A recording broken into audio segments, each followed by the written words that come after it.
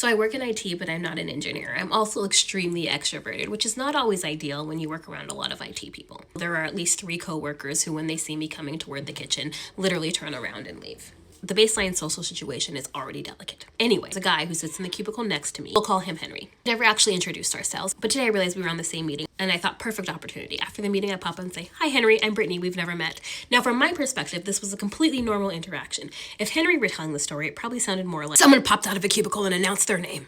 Henry looks at me and says, "I'm eating." And he will not shake my hand. Now my hand is just out there. And I'm not quite sure what to do with my body because I feel like the conversation isn't over, but I'm pretty sure Henry felt like the conversation was extremely over. So I did a little awkward starter step, pivoted for about a half a second, went back to my desk. And that should have been the end of the story. Now, in a normal person's world, that would have been the end of the story.